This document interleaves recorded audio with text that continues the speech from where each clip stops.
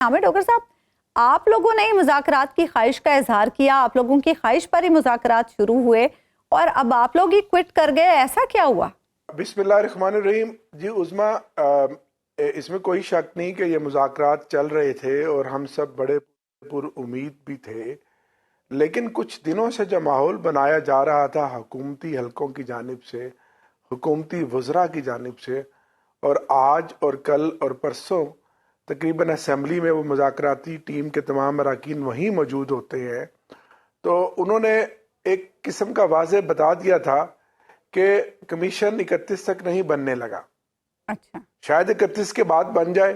تو جب ایسی صورت حال میں جب انہوں نے بلکہ بڑے سینئر منسٹرز نے بلکہ کمیشن کے اوپر اور 9 مئی کے مقدمات کے اوپر کہنا شروع کر دیا کہ جی وہ تو ٹرائل ہو گئے، یہ ہو گیا، وہ ہو گیا، فلاں فلاں فلاں، بڑی اس کی لمبی تفصیل ہے، تو گفتگو یہی ہو رہی تھی کہ جی یہ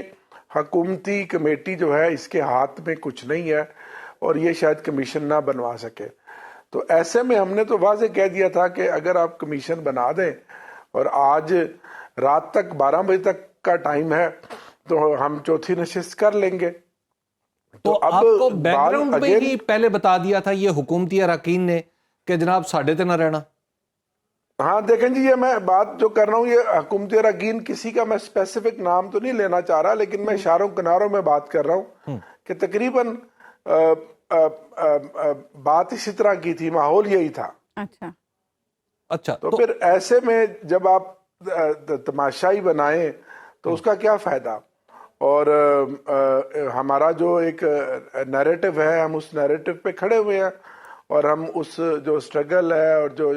ہماری جو جدوجہد ہے اور وہ جاری رہے گی۔ کہ لیکن عامر ڈاکٹر صاحب چلے آپ لوگ جواب تو لے لیتے نا، ان کے انتظار کر لیتے کہ وہ جواب آپ کو جس طرح سے آپ نے تحریری چارٹر آف ڈیمانڈ انہیں دیا وہ بھی تو آپ لوگوں کو تحریری جواب ہی دیتے نا، تو معلوم تو ہوتا کہ وہ کیا جواب دے رہے ہیں۔ جواب بالکل آپ کی بات میں وزن ہے، جواب لے لیں گے جی، کل ان سے لے لیں گے جی جواب۔ اچھا کہ جی آپ بتائیں، ہم نے تو اگر ان کی نیت دیکھیں، ہم ہیں ریسیونگ اینڈ پہ، اگر گورنمنٹ چاہتی ہے واقعی کہ ہمارے ساتھ بیٹھ کر اس بڑے سیاسی بحران کا کوئی حل نکالا جائے اور اس ملک میں کوئی سیاسی استحکام آئے، تو گورنمنٹ تو جب چاہے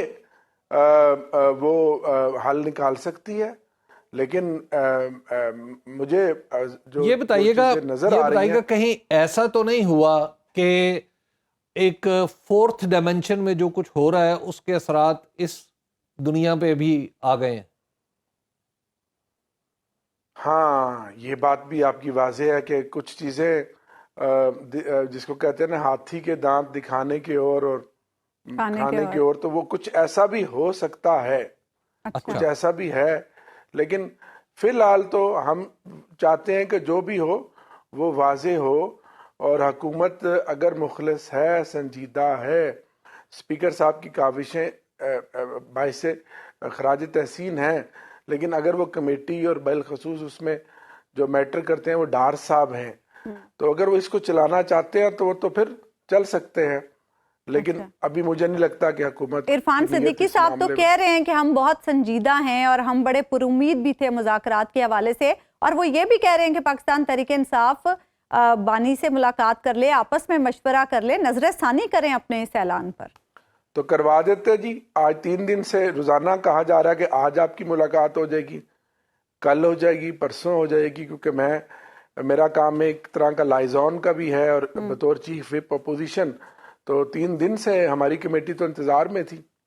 یہ سلسلہ سوموار سے شروع ہوا کہ جی منگل کو ملاقات ہو جائے گی، بدھ کو ہو جائے گی، اور آج جمعرات بھی ہو گئی۔ انہوں نے یہ بھی بتایا کہ ڈار صاحب کوشش کر رہے ہیں ملاقات کے سلسلے میں۔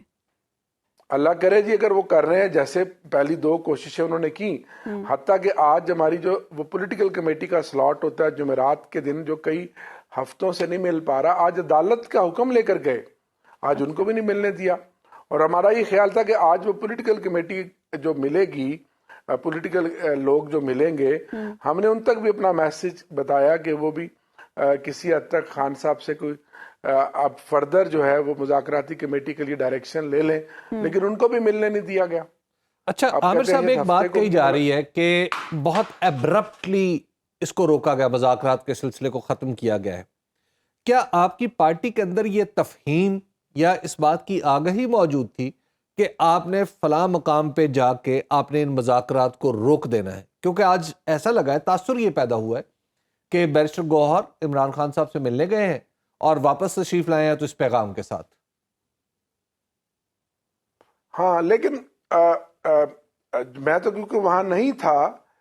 وکلا کی ہی ملاقاتیں ہوئی ہیں. اس میں کلیئرٹی آئے گی اگر یہ مذاکراتی کمیٹی مل جائے تو کل یا پرسوں پھر صحیح کلیئرٹی آئے گی. کیونکہ یہ مذاکراتی کمیٹی جب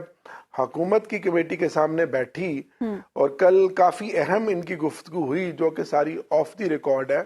تو اگر یہ کمیٹی کل یا پرسوں مل جائے اور اگر یہاں پھر بال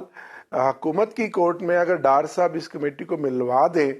تو میں سمجھتا ہوں کہ امید ہے کہ یہ سلسلہ آگے بڑھ سکتا ہے. اچھا، ایک منیمم انڈرسٹینڈنگ بھی تو ہوتی ہے نا کہ اچھا یہ ہو جائے یا تو یہاں سے بات آگے بڑھ سکتی ہے. مثال کے طور پہ اگر حکومت کہتی ہے کہ جناب یہ ہاں ہم کمیشن بنانے پہ اصولی طور پر راضی ہیں تو یہاں سے بات آگے بڑھ جائے گی جی، یا پھر آپ کا کوئی اور تقاضا آ جائے گا؟ نہیں، ہمارا تو دیکھیں ہمارے تو پہلے 2 پوائنٹس ہیں نا، اور باقی چیزیں تو پھر اس کے ساتھ اس کی جو ہیں وہ کیا کہتے ہیں، اس کے پھر جزو ہیں، کافی سارے جزویات ہیں اس کی. لیکن جو حکومتی کمیٹی کے بھی میٹنگز ہوئی، کل ان کی جو بیٹھک ہوئی اور پرسوں بیٹھک ہوئی، اس کا حال بھی تو باہر آ گیا نا کہ وہاں بھی تو جو اتحادی جو حکومت کے ہیں ایلائز ہیں رولنگ پارٹی کے، انہوں نے بھی کہا جی کمیشن نہ بنائیں. اچھا جی، تو اس کا مطلب انہوں نے بھی کہا، حالانکہ ان میں بڑی میچور پولیٹیکل پارٹیاں بھی بیٹھی ہوئی ہیں اور ان میں کچھ ایسی پارٹیاں بھی بیٹھی ہوئی ہیں جو ماضی میں ہمارے بھی اتحادی رہے ہیں. اچھا عامر ملک صاحب، یہاں سے جب آپ آگے بڑھتے ہیں، چلیے مذاکرات کا سلسلہ تو پیچھے رہ گیا، ابھی اگرچہ اس میں چند گھنٹے باقی ہیں، اس وقت ہم یقین سے کہہ سکیں گے کہ پیچھے رہ گیا. یہ اب آپ ایک بار پھر وہی 26 نومبر 24 نومبر سڑک، جلسہ، جلوس اور آپ دیکھیں ہمارے پاس اور کوئی چارہ نہیں ہے نا جی. اچھا، کہ ہمارے کارکنوں کا خون